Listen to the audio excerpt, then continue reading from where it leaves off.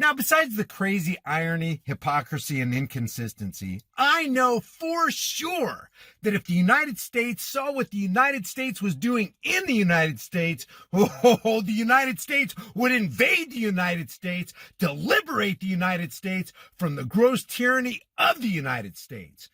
And that's a fact. USA government, USA government, USA government.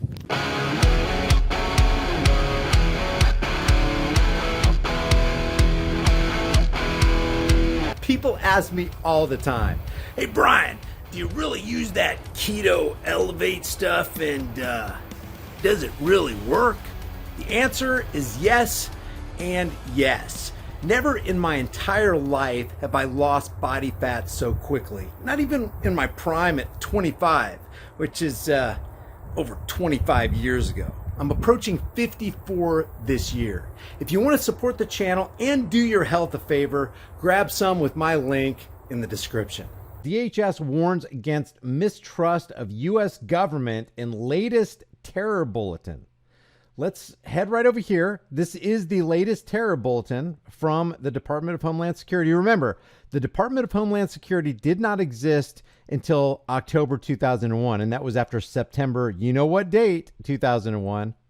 Under the Patriot Act, the Department of Homeland Security is born. Of course, that spawned the TSA. Those are the blue shirts that you see in airports all across the country that are there to take away your rights, that are there to make sure that you're insecure in your person.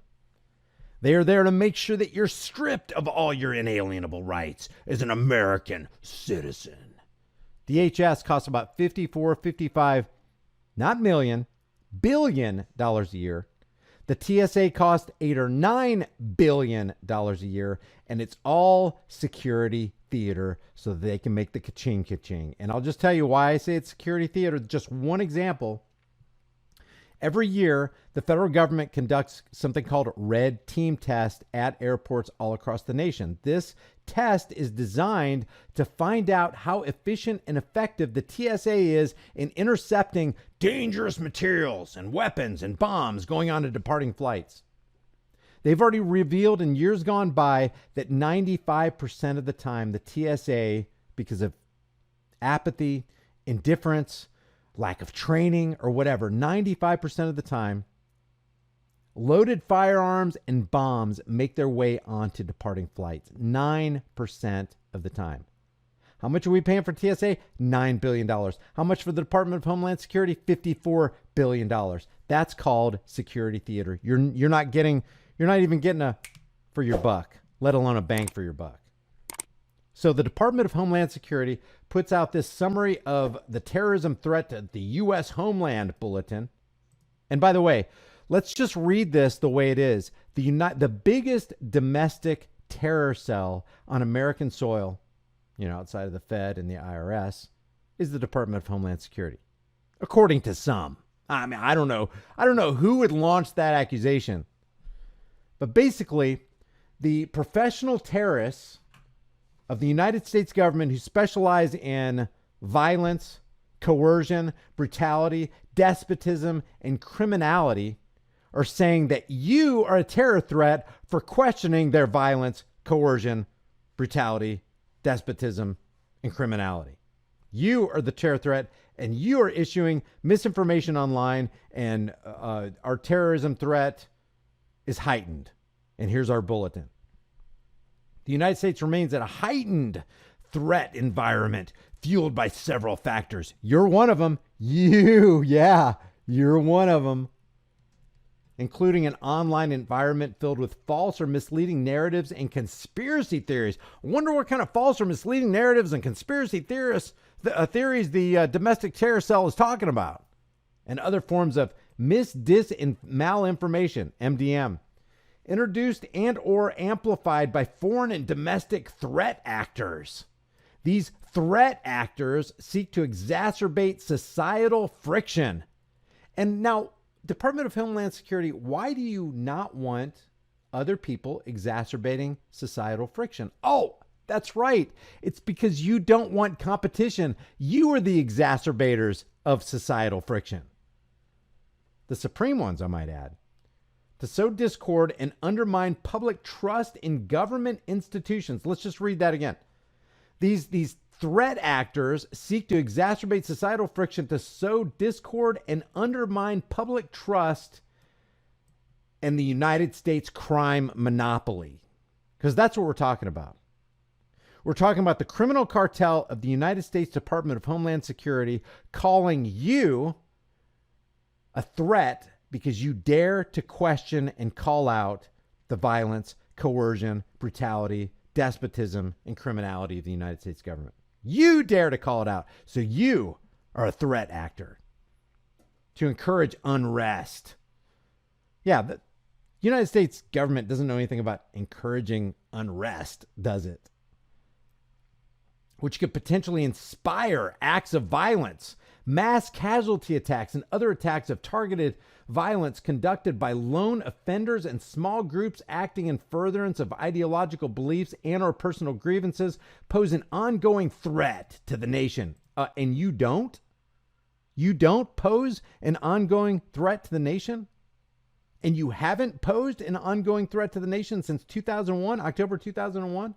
While the conditions underlying the heightened threat landscape have not significantly changed over the last year, then what do you, if it hasn't changed significantly over the last year, what's the deal with this threat bulletin? The convergence of the following factors increase the volatility, unpredictability, and complexity of the threat environment. Number one, the proliferation of false or misleading narratives which sow discord or undermine public trust in U.S. government institution. There are bad people out there. It's like Al Capone. Hey, there's some bad people out there questioning our authority and calling out our criminality. Why don't we go ahead and run a propaganda campaign telling the entire public that they're threat actors engaged in exacerbating societal freedom. Engaged in exacerbating societal friction, rather. How about that? Let's call them terrorist entities and vile extremists. Yeah, that's what's happening here. That's what's happening here. Number two, continued calls for violence directed at the U.S. critical infrastructure, soft targets, and mass gatherings, faith-based institutions such as churches, synagogues, and mosques. This briefing should have been accompanied by a laugh track. Institutions of higher education, racial and religious minorities, government facilities, and personnel, including law enforcement and the military. Let me make it clear right now, I am not calling for violence on any government functionary. None. Not at all. I think we can accomplish our objectives, which is peace, a peaceful, voluntary society through peace, through negotiations, through understanding, through diplomacy. So this ain't no kind of call for violence, including law enforcement and military, the media. It's like, we got to protect the media. We got to protect the military industrial complex. We got to protect the policy enforcers who are doing the bidding of the political parasites and perceived ideological opponents. And number three, calls by foreign terrorist organizations for attacks on United States based on recent events. So the Supreme Terrorist Organization is calling you and I terrorists for questioning their criminality and their violent ways and their brutality and their despotism. So that's what's going on the home front. There's a threat to the U.S. homeland, and we can't have any kind of. We got to wipe out our competitions. What DHS is saying. With all the crazy stated plans of the Great Reset, the currency reset, and even the food reset, it's not a matter of if the store shelves are going to clear and there's a lack of food. The question is when. You need to get long-term storable food. It doesn't matter if it's from me or you just go to the store and you buy food. Just grab dry, storable food while you can. If you want to get it from me, you're going to support the channel and you're going to help yourself out because my link has a discount code embedded within it. You can check that out in the description below.